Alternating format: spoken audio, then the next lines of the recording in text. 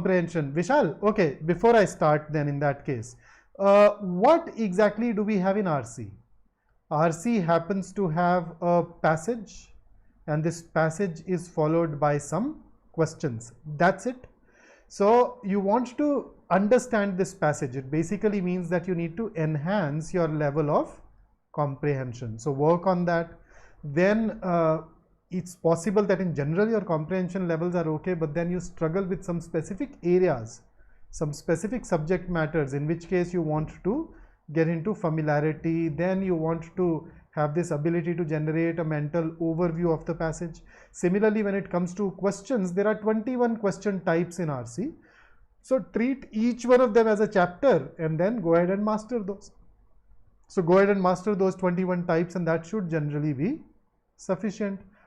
And because RC is fundamentally a skill, I cannot emphasize this enough. Please read as much as you can, and then do not forget to practice passages. Okay, so here you go. Passage 1 on your screen. Now the first paragraph of this passage was very long. I normally try to go paragraph by paragraph, but unfortunately I'd have to split it into two. But the moment you are done reading it, let me know in the comment box, in the chat box, and I will take you over to the next slide. And let's not forget that you and I happen to have a lag of around 15-17 seconds. So what I'm saying right now, or what I show right now, will reach to you after 15-17 seconds. So do adjust for that lag, okay? Don't get impatient. So there you are. Here is the beginning of your passage. Please start.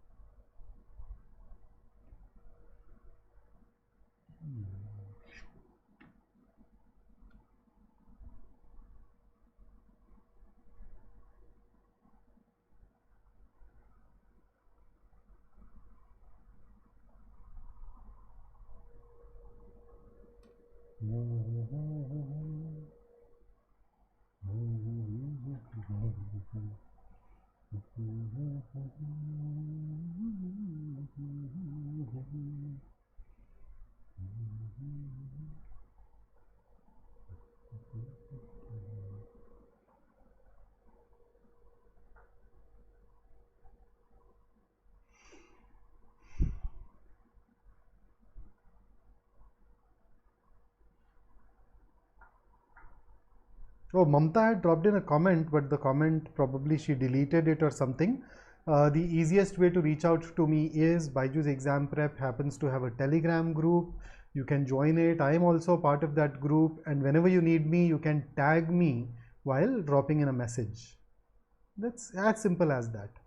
So if you're not a part of the Telegram group, make sure that you do join it. And if somebody from the team is listening in, could you please share the link of our Telegram group in the chat box as well?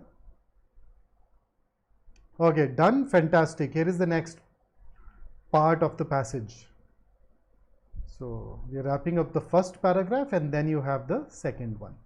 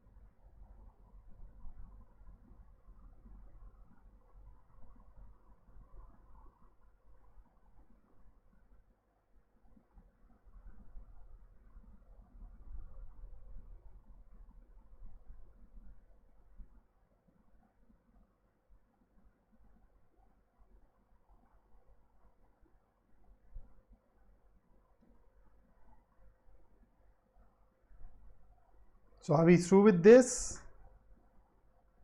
Fantastic. Here is the last part of the passage. So third and the last paragraph on your screen.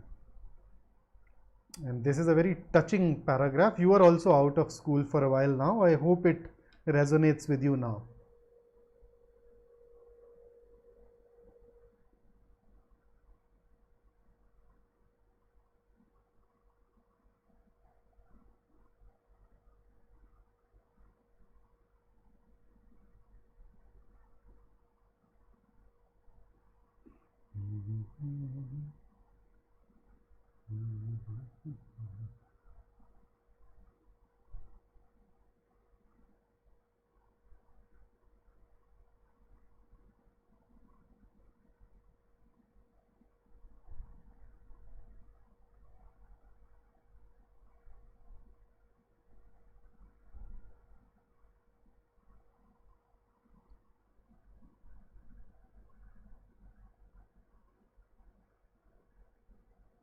Done? Great.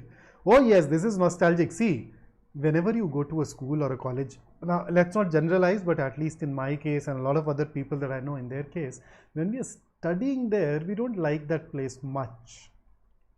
And we notice and we see a lot of shortcomings. But with the passage of time, we start becoming more and more fond of that place. Right? So that's how it works. Okay, so let's go ahead and get into our questions. Here is the first one on the screen for you. What do you think the answer should be?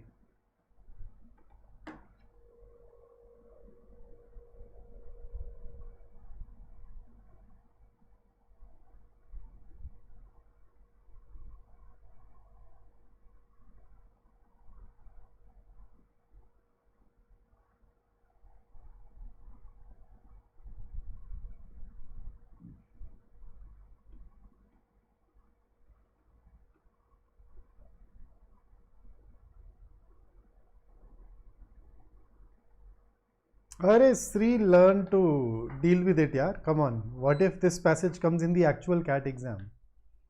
Will that still happen?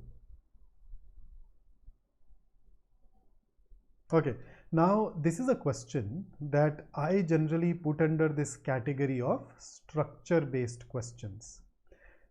Occasionally, the examiner asks us this simple thing. Why has the author used an example or an instance in the passage? So the purpose of an example or an instance. Similarly, when it comes to a person, there are times a person can be part of the key idea, but then there are times when you use that person to support something or elaborate upon something that you have said, right? So in this particular case, Noam Chomsky was mentioned in the first paragraph. Let me take you back. Here it is. So the author here starts with random surfing of the internet may lead to a collection of pieces of information that do not add up to any meaning. Now, whatever is said by Chomsky is essentially a reiteration of the previous sentence. This goes ahead and tells us more or less the same thing, isn't it? So why will we quote Chomsky then? So Chomsky is a big name in linguistics. Okay. Of late, he appears to be a slightly controversial figure though, but he's a leading intellectual nonetheless. And when your opinion happens to be consistent with the opinion of a big name, then citing that big name can be useful. It lends credence to what you say. हाँ, या simple तरीके से बोलूं तो यार वो paper wait का काम करता है. So what is the author trying to convey using this segment? The author is saying, yeah, technology should not be used haphazardly for education. Look at Chomsky. He also says this. So what is the point that the author is basically saying? Technology should not be used haphazardly or in an unstructured manner, whatever. So now when it comes to answering these questions, be it an example or an instance or a person, their main job is to support or elaborate upon an idea. So one of these four ideas is going to be supported by these, the other three won't be. Our job is to go ahead and pick up the one that gets supported. A lot of us have chosen B, but let's look at B. A relatively clear framework pursues any kind of inquiry. Isn't that making it broad? Isn't it going beyond the scope of what the paragraph wanted to convey? It's not about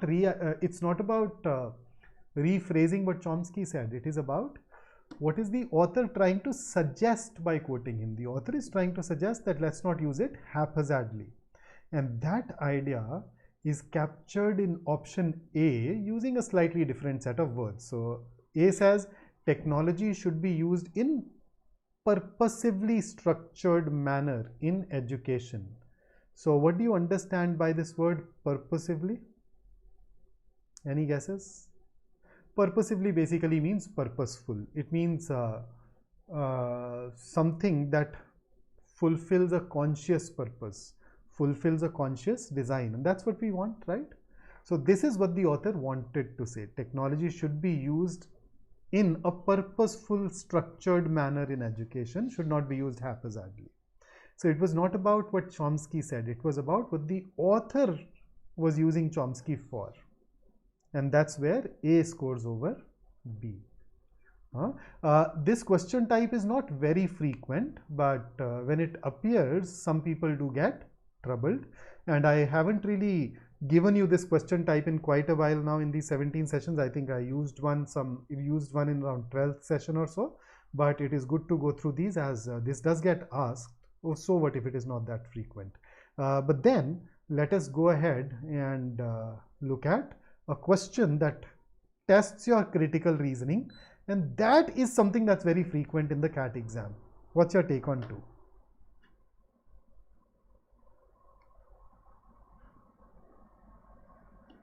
So premise basically means reason or basis or support, in case you did not know that yet.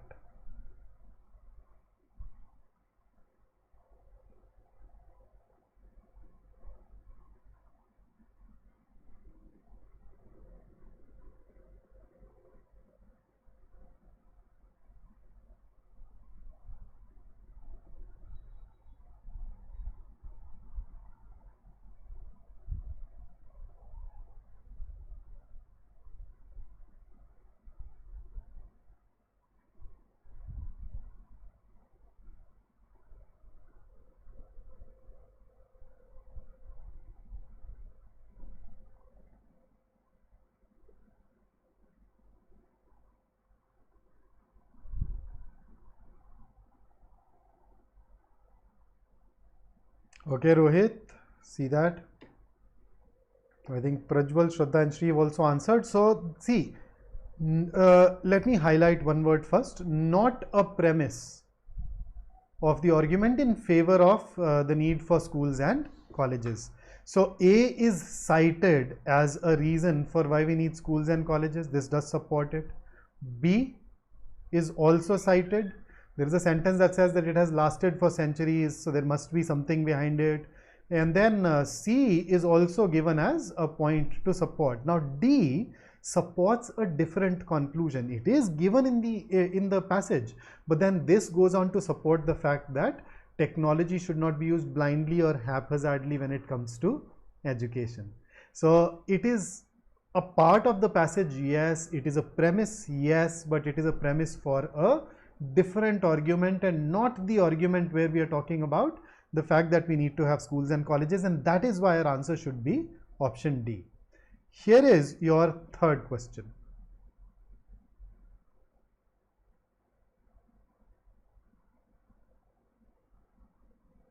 So contextual interpretation.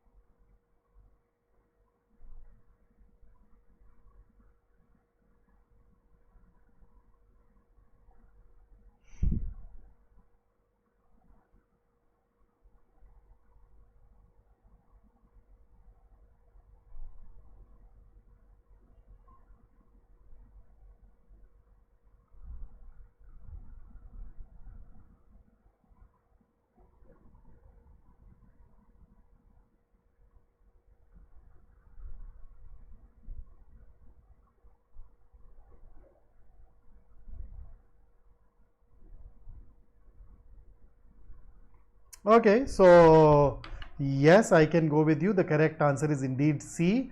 Unity is contradictory, identity is irrelevant, and between B and C, unity in diversity has not been mentioned in the passage, so it goes beyond the scope, and thus C it is. And here is your fourth question.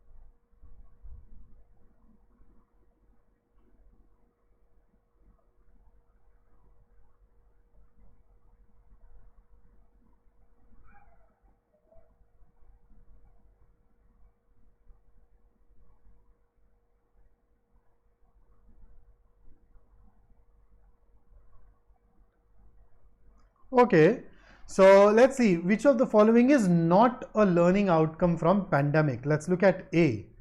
Parents and students from around the world need schools. Yes, pandemic has definitely taught us this. So this is a learning outcome. Therefore, it is not an answer. B. Technology is undoubtedly and absolutely useful in education. Is this a learning outcome of the pandemic? Did we learn this from the pandemic, that it is undoubtedly and absolutely useful? The passage in fact says the opposite, that you cannot really use it blindly, and therefore this is definitely not a learning outcome. Let's look at C. Technology may be used meaningfully to mediate between schools and home among underprivileged groups. Absolutely, that is something that has been advised in the passage. So this is also a learning outcome. Let's eliminate C, and therefore our answer should be option B. Okay, some of us have actually have also chosen C. Should I talk about this in greater depth?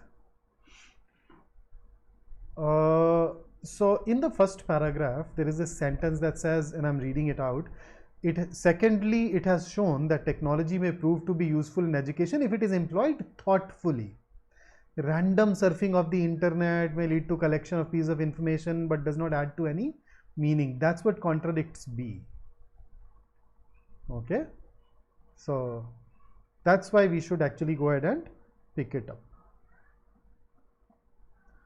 So Nani, question 3 has not been inferred. Question 3 was all about interpreting this word correctly in the given context. So this expression has been mentioned, and therefore I'd put it closer to a vocabulary question than an inference question. Okay. Here is the next one. What's your answer?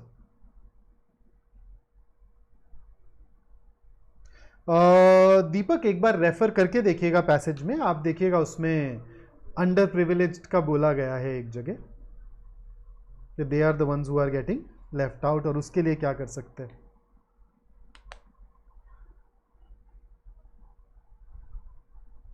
So fifth one, what's your take?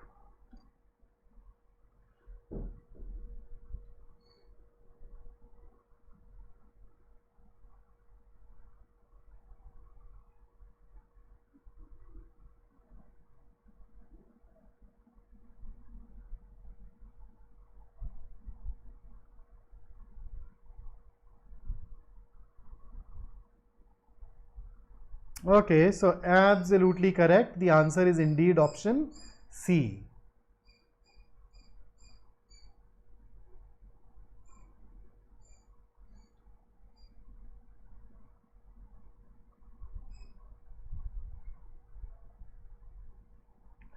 Mutually exclusive थोड़ी होता है, mutually see, look at the word symbiotic.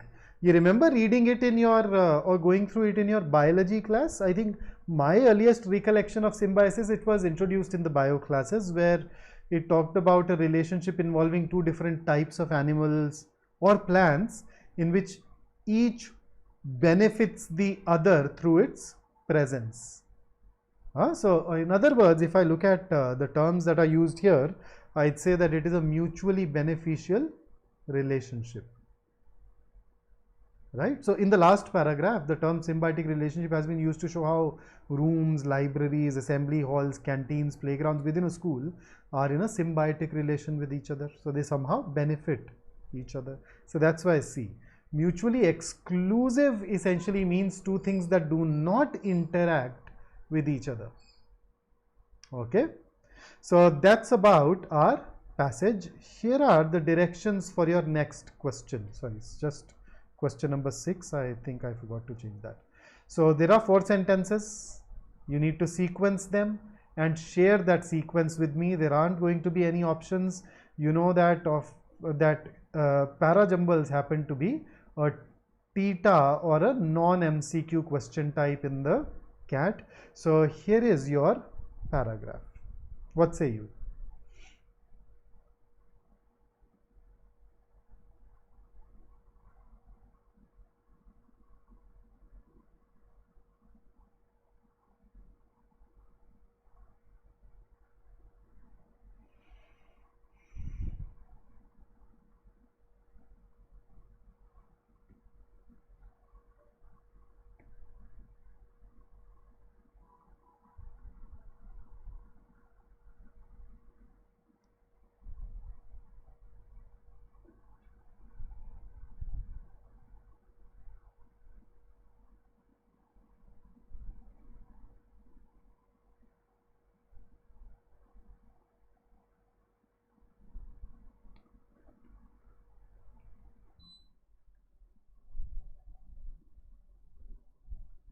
Okay, so let me start giving you hints.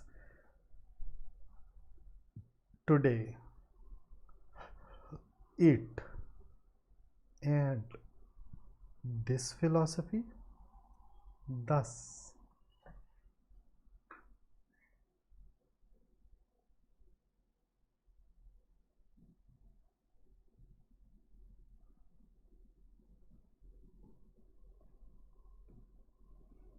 So you just need to connect all of these clues in order to zero in on the right answer, which I think a lot of you have done. So basically first and third definitely go in together. I'm sure all of us have seen that.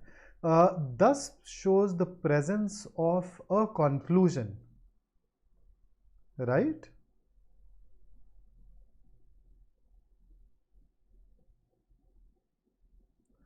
And a conclusion is supposed to come after its premise. So which sentence can act as a premise for 4? Which sentence or groups of sentences? Can I put 4 after 1 and 3? So if I look at it this way, I think we need to start with 1, 3. That's something that all of us have identified. So the remaining 2 options now are 4, 2 or 2, 4. And we happen to have clues scattered. So thus is the biggest clue. Let's just use this. Can 1 and 3 act as a premise? We are not putting it 1 for Riddho because look at fourth. Fourth uses the present tense. First is talking about something in the past. So you need to have the transition to the present. So sentence 3 gives you present, sentence 2 gives you present. So you need to bring in present in between. So fourth says, thus a vehicle is ready for the customer only if it passes the Ford zero defect program. So can third act as a premise? Would second act as a premise? No. Prajwal, 2 is not a conclusion. Where does it say it is a conclusion? So if I have to choose a premise for sentence 4, 3 appears better, thus. So they have a philosophy. This philosophy they had a philosophy at the beginning. That philosophy has endured.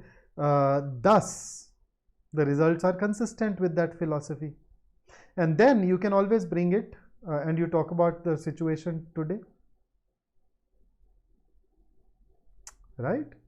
So I'd prefer 1342 because of the presence of the word thus over choosing 1324.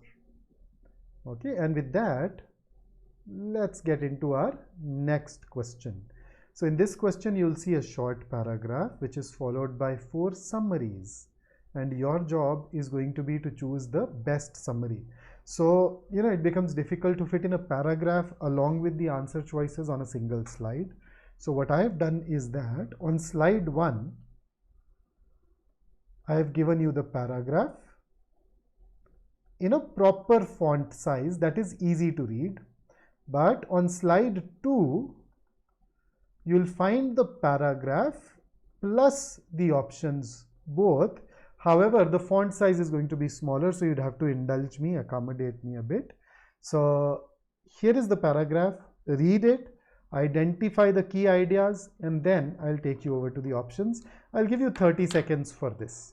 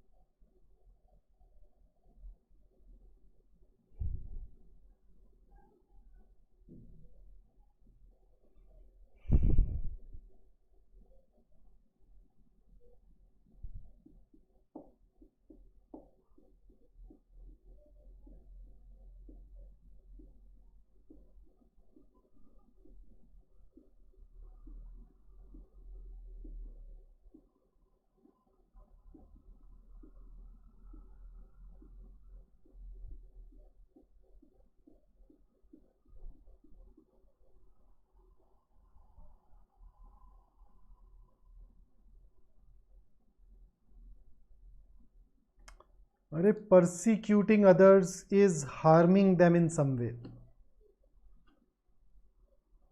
Okay, so here is the paragraph along with the options in a smaller font size. As I said, please accommodate and tell me what you think.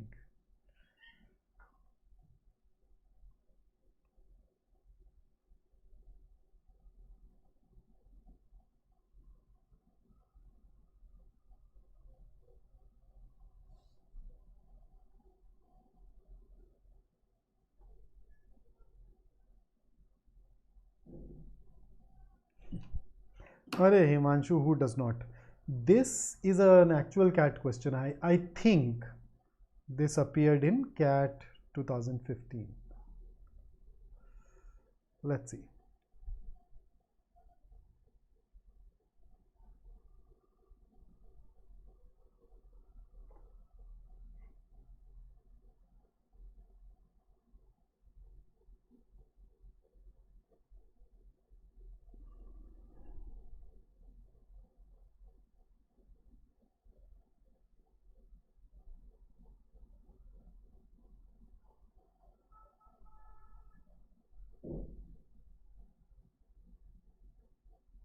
Okay, so let us see.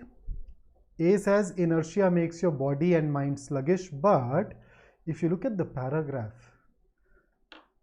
physically inertia means one thing, mentally it means another thing. Does that mean that there is only one kind of inertia that leads to physical and mental both impacts? No. So, and therefore the first sentence of option A is problematic. Let's look at C. Inertia is of two types, physical and mental.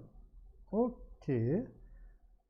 Physical inertia restricts bodily movements. Restricts, okay. Mental inertia prevents response to events enacted in front of your eyes.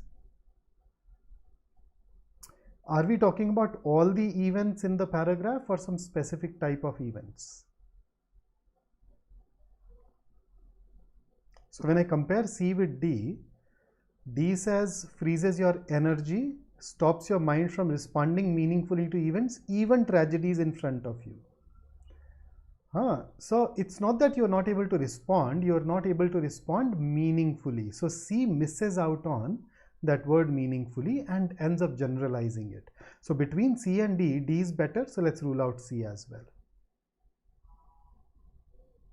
And since none of you have chosen B, we can look at it. When you have inertia, you do not act, although you see one person or one group, you don't get angry. This is missing out on that physical part altogether. So there is a deletion, whereas D accommodates it. So D is better than B as well. So let's rule out B too. So the best answer choice for us here is going to be option D. Okay. So that's about the practice part, but here is some food for your mind. The way to get started is to quit talking and begin doing. So in case you have been slacking off your preparation, in case you've been waiting for somebody to give you that push, this is the push. Start studying, start devoting enough time, and you can definitely create miracles the way Walt